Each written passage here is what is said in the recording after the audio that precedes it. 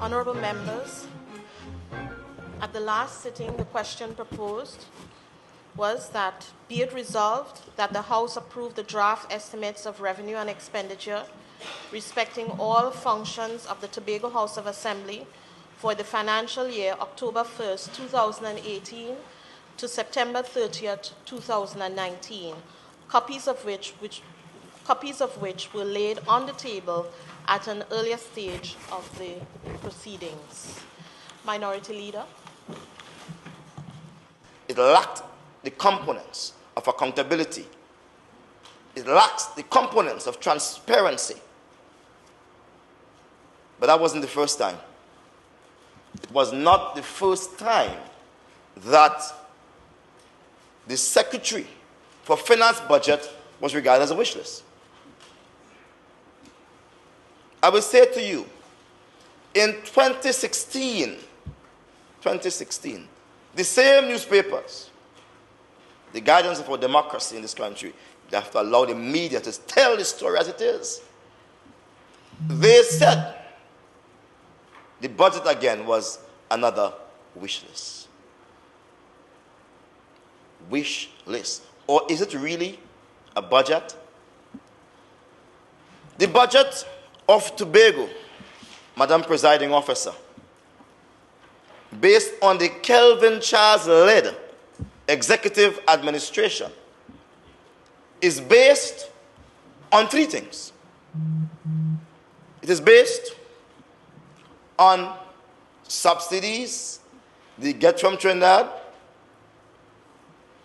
or it's based on, I gotta go to my notes now. It's based on what they generate. And we know last year they got about $2.2 billion. They said that $2.2 billion, they got that. Congrats. Nothing was done with the money, Madam Presiding Officer. Nothing. So they get money from that. But Tobago House of Assembly, which is a corporate body, also has the ability to generate its own income. Permit me to place in context the budget presentation this year. Last year, our theme was unleashing the creative genius of our people. And this year, we have followed it up with the theme, re-engineering for growth and development and expansion. And that has to be taken against the backdrop of our statement of intent when we came into office. We indicated that in respect of the next couple of years, our emphasis would be on the development of the agricultural sector, the development of the tourism sector, engagement in light manufacturing, including agro-processing, and some specialized services. We also indicated that there were 4 key pillars, not 4 only, but 4 key pillars, which would underpin our developmental activities. And these we identified as 1, a robust education system or sector, a dynamic health sector, a reformed public service, and an industrious but hospitable people. I also at the time, Mr. Deputy Presiding Officer, if your memory works as well as mine, would have said to Tobago, we just can't go on the way we have been going. And I spoke to the concept or idea of metanoia, meaning, of course, the need for us to change our mental models, our mindsets.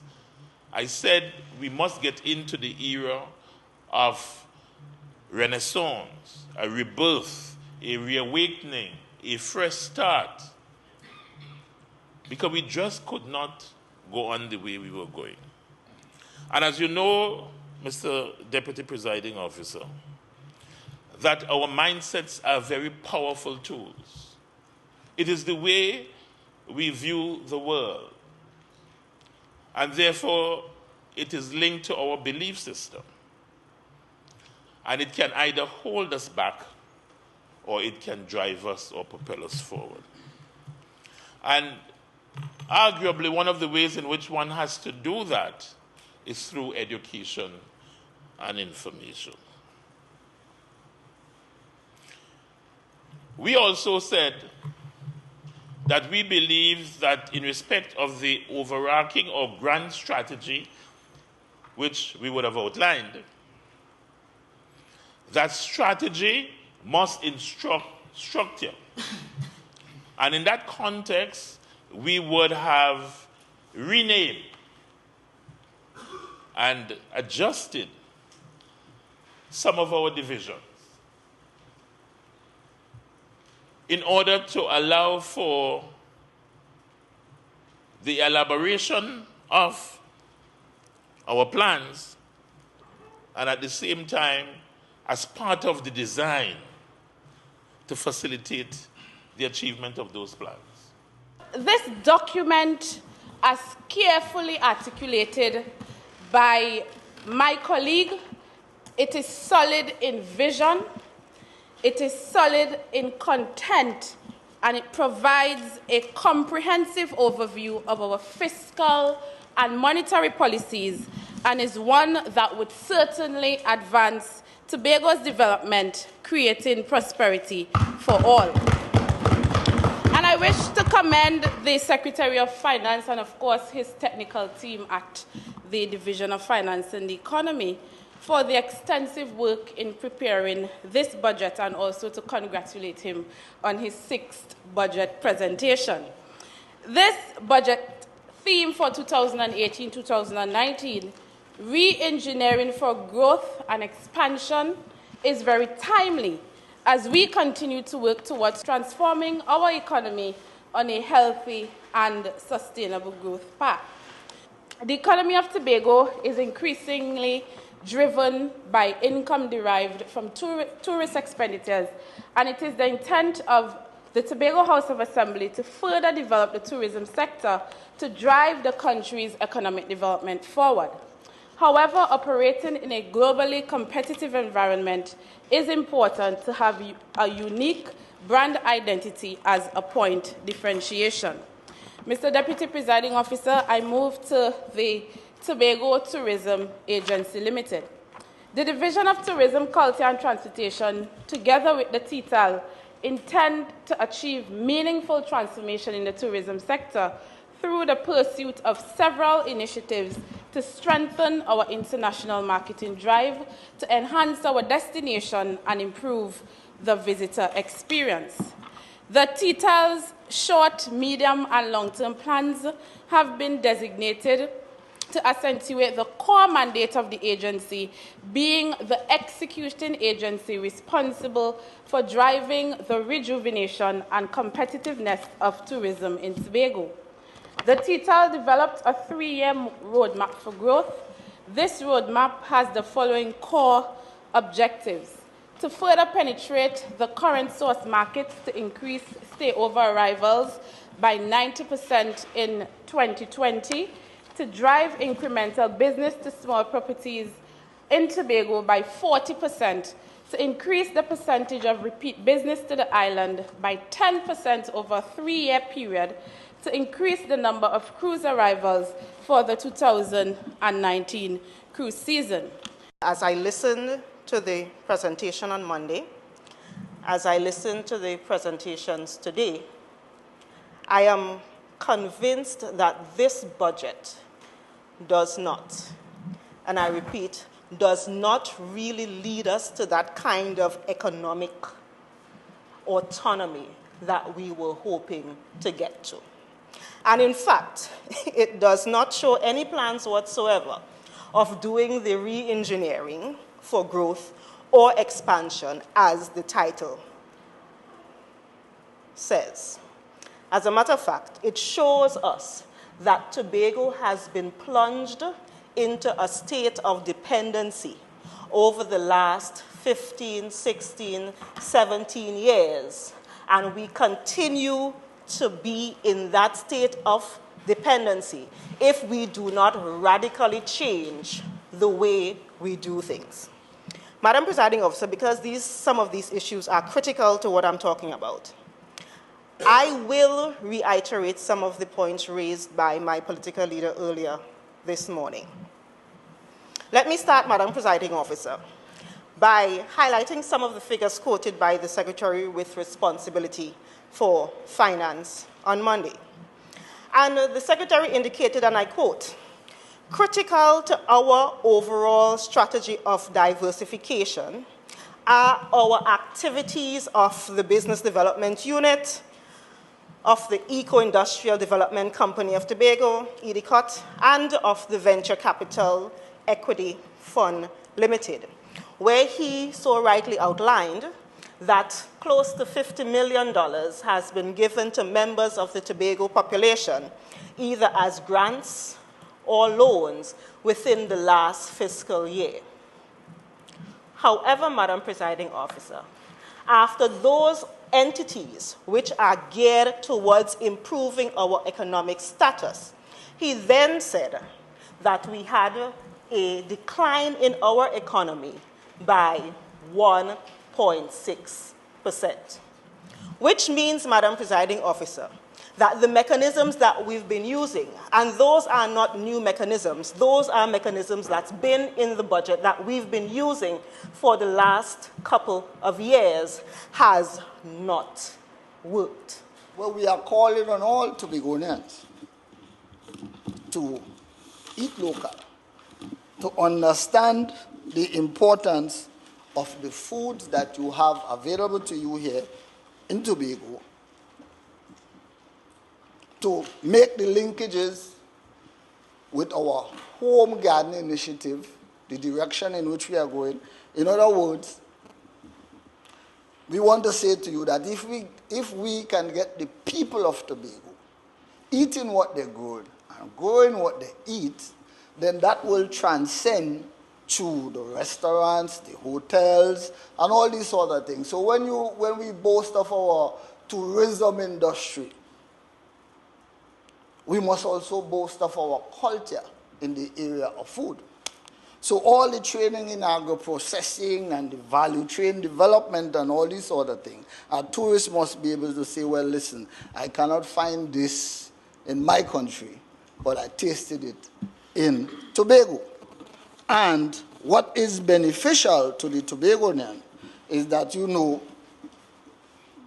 the older folks of Tobago, they have the history of long life. Because back then, they eat what they grow and grow what they eat. And they were able to have the benefit of long life and disease-free long life.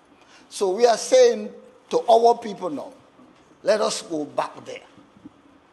Let us put our mindset back there that we eat what we grow and we grow what we eat as part of the transitioning of the agriculture sector into a vibrant agriculture economic sector.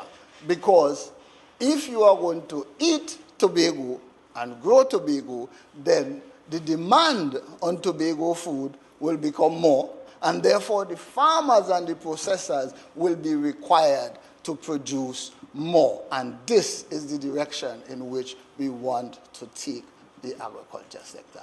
Some quick highlights that Tobagonians can look forward to in the new fiscal year. We plan, Madam Presiding Officer, of course, under environment and in collaboration with the Division of Tourism and the Division of Finance and Economy, to engage a PPP model to establish jetty facilities on the island of Little Tobago. Madam Presiding Officer, we are also looking towards the reconstruction of other jetties in Tobago, including the Plymouth Jetty, the Palatavia Jetty, and the jetty at Buku. Madam Presiding Officer, I'm pleased to also announce to the people of Tobago that following a presentation by the Division of Infrastructure, Quarries and the Environment to an interministerial committee, we have entered into a collaboration with the national government, the central government, the PNM central government, to utilize NITCO to go out for proposals to establish a marina in Tobago. To date, Madam Presiding Officer, 7 packages have been purchased, and the closing date for the RFP is the 27th of July, 2018. Madam Presiding Officer, it is expected that the proposals would have comprehensive feasibility studies, site selection, and so on, so that we will be able to realize the construction of a marina within the possibility of a 2-year window. Madam Presiding Officer, under the Roads and Bridges Program, we expect a major upgrade and extension of the Storbay Local Road as we provide improved access for the impending new A&R Robinson International Airport Terminal.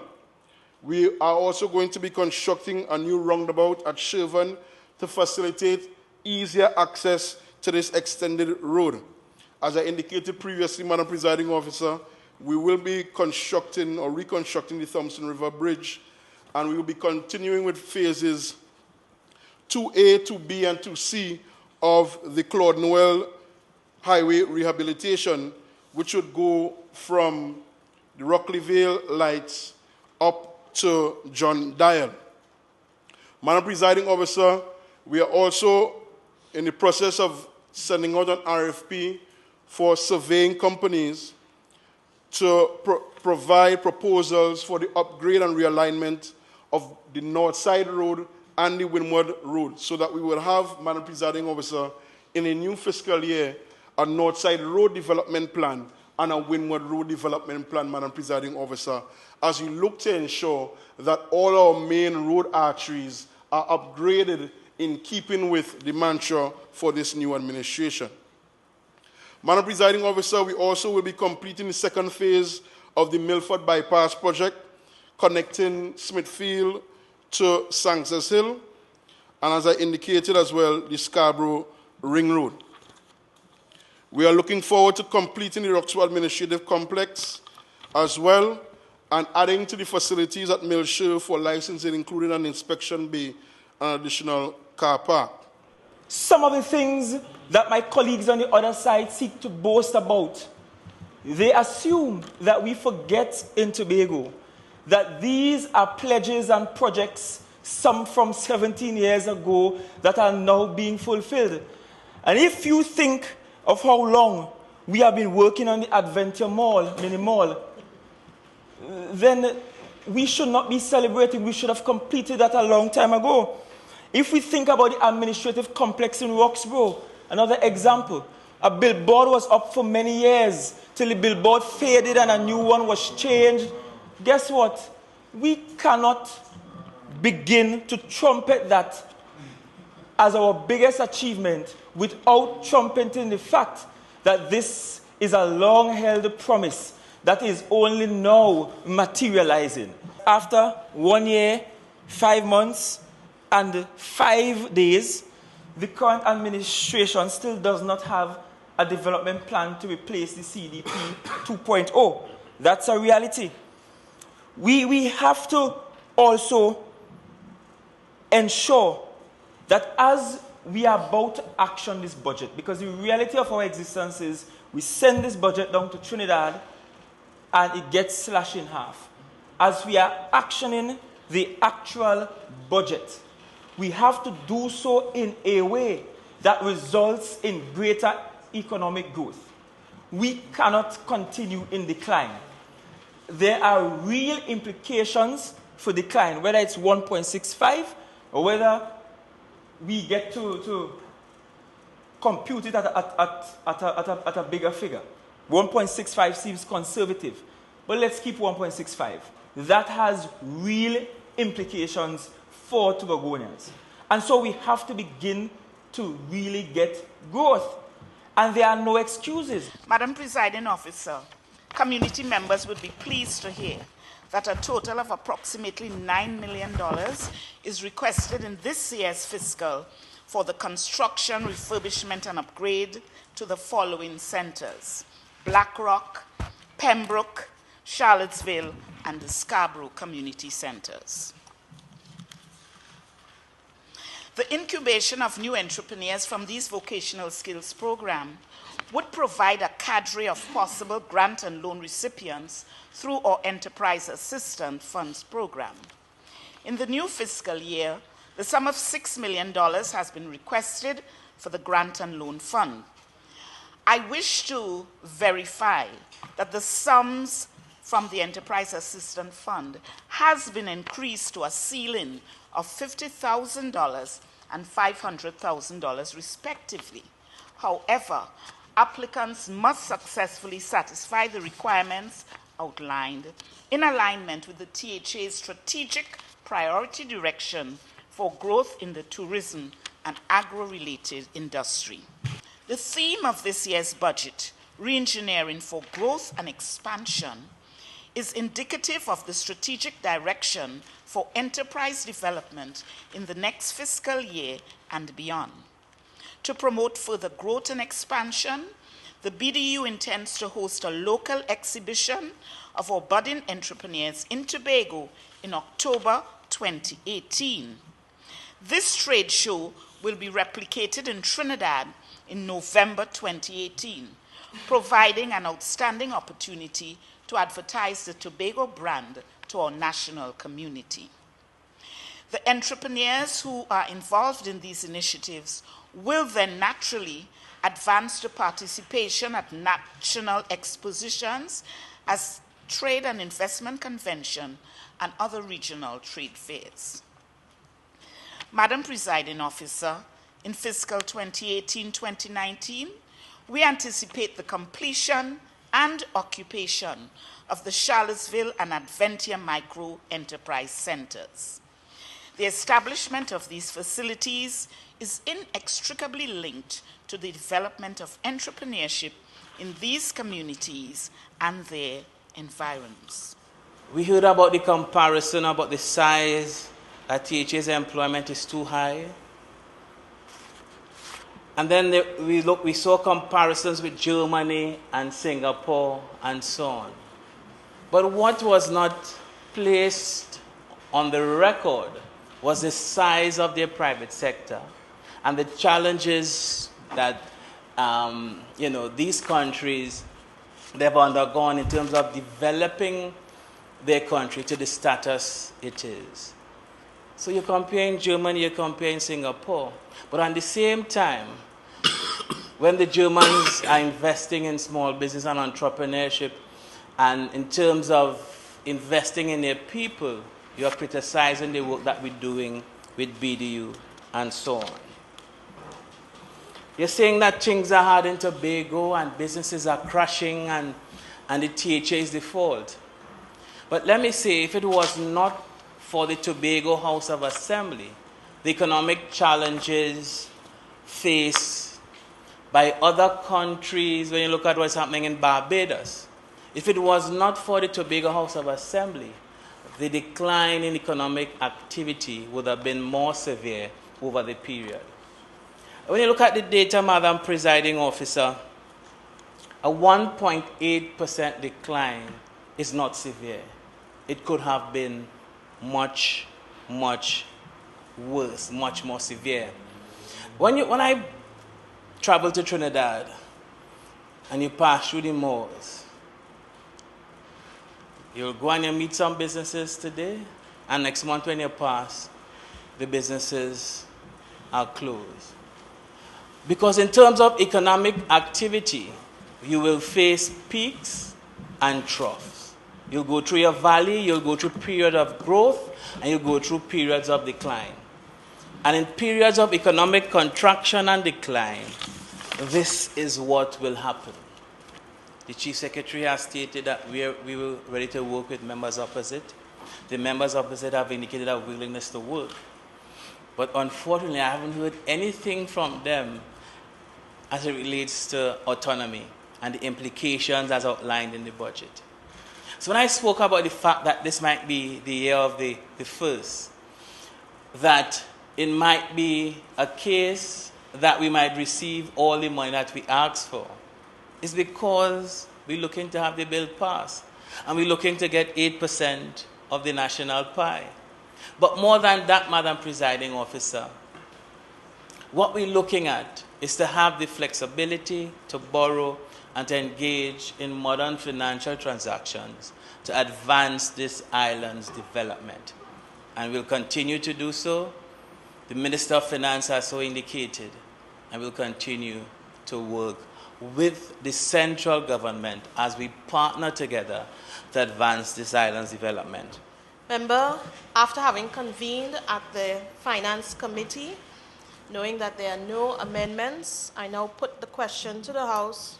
Be it resolved that the House approve the draft estimates of revenue and expenditure respecting all functions of the Tobago House of Assembly for the financial year October 1, 2018 to September 30th, 2019, copies of which were laid on the table at an earlier stage of the proceedings.